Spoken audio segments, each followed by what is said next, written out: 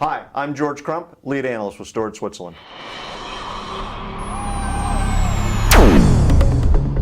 The digital universe is exploding, and it's having an impact on the data center and certainly on storage and storage protocols. And as a result, IT managers and IT planners are being flooded with different options. To help us with that conversation, I've asked Nitin Garg from Cisco to kind of walk us through some of the options. Hi, Nitin. Hi, George. How are you? I'm doing great. Well, first, before we jump into this, tell me a little bit about what you do at Cisco. So I lead product management for storage networking on MDS and Nexus families, so 2K through 7K. Okay. And I'm representing the data center portfolio from a storage networking perspective. Okay, and I think that Cisco certainly is a household name in the data center, but in storage, I think that it might be helpful to tell people kind of what you guys do from a storage networking perspective. Right, and George, actually there's many different options that customers can use to deploy storage networking. Cisco is focused on a holistic approach to enabling customers to do storage networking regardless of which product portfolio they're using. Okay, that's great. So let's kind of get back to the subject at hand then. So, as we said in the opening, the digital universe is exploding, data, more criticality, just a lot of different aspects here, and it's impacting the storage environment, right? So I know you got some stuff written up here. Why don't we walk through some of the different options that are available and to kind of help people make some decisions? As you mentioned, storage is exploding. Mm-hmm. Some of the analysts are saying or forecasting data doubling every 2 years, 10x growth by 2020. So what does that mean for storage networking? What we see are three different types of architectures that are happening. One is your classical architecture, which is where fiber channel dominates, and you would run applications such as database exchange and so on. Then there's your big data NAS kind of applications. So large unstructured type of data Large growth? unstructured, exactly. Mm-hmm. And then the third one is cloud storage, where customers may be doing replication in the cloud or mobility and so on. So, cloud storage. So these are the three different types of applications. Now, when customers are making their decisions and they're doing refreshes, mm-hmm. well, they have to make their decision over 5, 7, 10 years. Right. So what is it that they need to look out for? There are several things that they should watch out for. Okay. Number one, they should be looking at multi-protocol flexibility, right? So they don't know which protocols they'll be deploying. They want to make sure that when they're deploying that they are covered. So basically that's if I want to maybe deploy fiber channel today, I still want the option to maybe go one of the Ethernet protocols maybe in the future. So I don't want to be locked into a single source. Exactly. Okay. Multi-protocol, multi-architecture, and so on. Okay. Then performance. So, you want to make sure that you're covered from a performance perspective. Doesn't matter whether it's fiber channel, Ethernet, 16 gig fiber channel, next generation protocol for fiber channel, 10 gigabit Ethernet, 40 gigabit Ethernet, and so on. Okay. And then scale. So it's not just about speeds and feeds. It's about control plane scalability, deploying thousands of devices, virtual, physical, and so on. So you want to make sure that your options are not tied and you've got these different things covered. So, and is part of scale the ability to manage that scale as well? Exactly, good point. So definitely management is very important because the number of people who are managing the data center is not really increasing while all of this is changing. So management and reducing operational simplicity is key. Okay. Now, as we look at these different types of architectures, I'll go through each one of these different applications and talk about what are the customers deploying in their data centers. Okay. So here is a classical architecture that we're all very familiar with. So here you've got the Ethernet and the fiber channel. Mm-hmm. So separate fiber channel and Ethernet networks. You've got host. So let's look at the fiber channel, host, and you've got switches, so edge, core, and connected to the storage. Sure. Right? And then you have got the Ethernet network as well. Right. Now, there are a lot of advantages to deploying this type of architectures. Number one, customers are very used to it. They know it works. Keep the two networks separate. The organizations may be different. Mm-hmm. So if a lot of customers who are deploying this, as they're deploying it, they want to make sure that as they're deploying these type of architectures for fiber channel, they are taking care of these different types of requirements. Okay. So this would work well in an environment where you've got different teams for different purposes, like maybe a network team and a storage team, things like that? Right. Okay. Now, when I talk to a lot of customers, they are deploying this today But then they're thinking, maybe I want to do convergence over a longer period of time. In the future, I don't want to tie my options down. Right. So for those type of customers, those customers that are deploying fiber channel today, and they have Ethernet, and then they're looking to see, how can I mix and match? How can I do convergence? When you do convergence over Ethernet, there's certain advantages that come with that. Sure.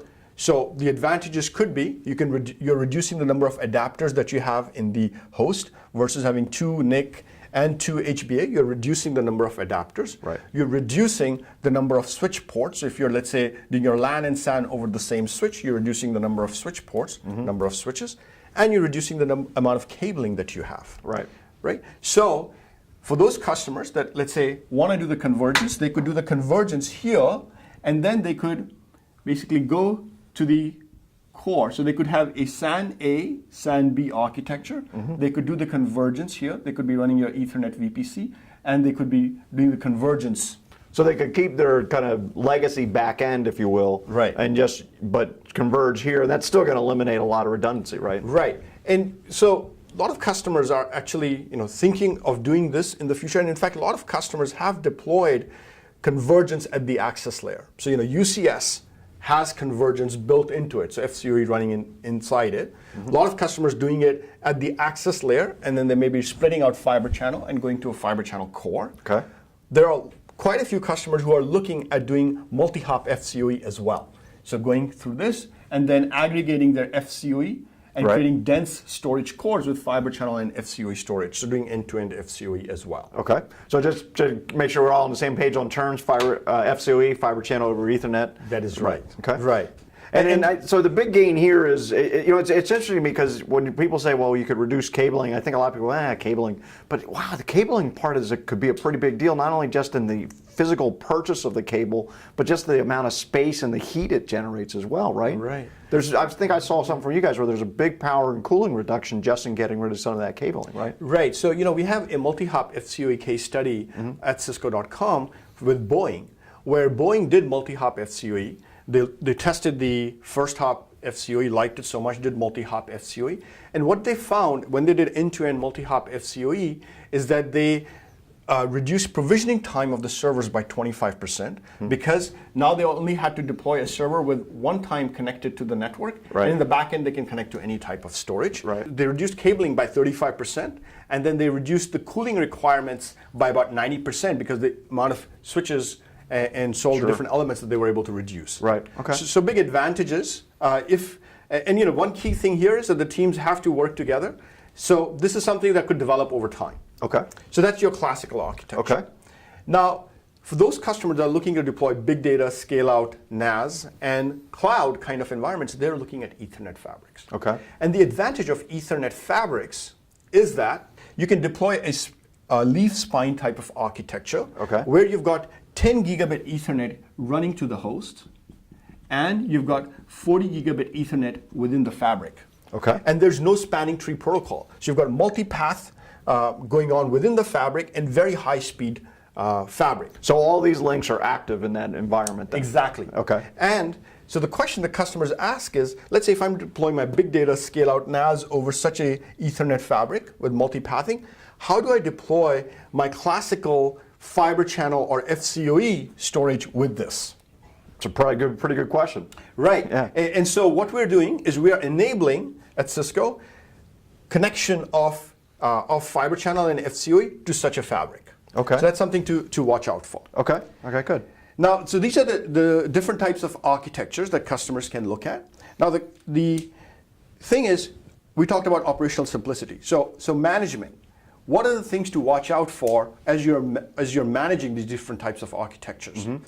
Some of the key things to watch out for are end-to-end visibility. So, management, you want to watch out for end-to-end visibility. Yeah, we talk about that a lot, especially as we start to abstract the server and we get into virtual machines, is understanding what the performance is all the way through to that virtual machine becomes really important. Exactly. So you want to tie in to the vCenter, get the information that the virtual machine administrator is seeing to the storage admin.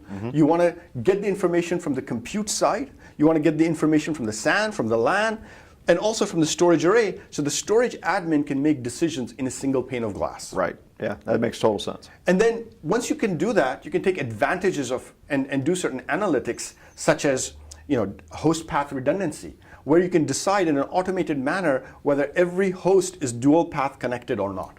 That can save you a lot of time. And this what I also find with this end-to-end visibility is it also gives us, it gives the application owners more comfort when we tell them that we're going to really increase virtual machine density and really start stacking things, because now I can go in and start to really guarantee certain levels of performance, right? Exactly. Yeah. And make it easier to troubleshoot and decide where to put data stores as you're firing up new applications, and do that in a very quick manner. So this is a good overview of where we are. So what is Cisco doing to kind of fit into this model? Okay, very good. Thank you for asking, George. So what we have done right now is we're actually introducing 9148S, which is a 16 gig 48 port line rate 1RU fabric switch. Okay. We're also introducing 9706, which is a 6-slot chassis for the 9700 series, following on to 9710. And we're also introducing a 48 port FCOE module, which can go into the 9706 or the 9710. Okay. Now, with this type of architectures, customers can fit it into here and also do FCOE with the Nexus portfolio, and also with, let's say, UCSFI on the compute side, and have a seamless, with no interop required kind of an architecture. And that gives same them thing some over there. flexibility to move to, you had said earlier, kind of go, converge at your pace, right? Yeah. And this really gives them the ability to really do that, right? Converge at the rate they're ready to do it. Right. Okay. And then for this thing, we're introducing dynamic FCOE using fabric path. We have also really focused on improving scale, and we are also focused on management. So end-to-end visibility, switch health scores. So every switch has a score associated with it that you can look at, automated handling of congestion, and so on. Yeah, I remember one of the things you had talked about is the ability to identify and address slow drain devices, for example, right? Exactly. Yeah. Which is a big focus area for us, doing it in an automated manner to first identify and then to recover the network from such devices. Right, because when you get into this type of architecture, expecting the human, if you will, to pinpoint every single one of these components is almost unrealistic, isn't it? Exactly. As the architectures are getting bigger and bigger, that can have an effect. Okay. Well, thanks very much for joining us today. It's a great overview, I think, and I think gives people a really good path of sort of how to manage these issues. Thank you so much for your time, George. All right, thank you. I'm George Crump, lead analyst with Storage Switzerland. Thank you for joining us today.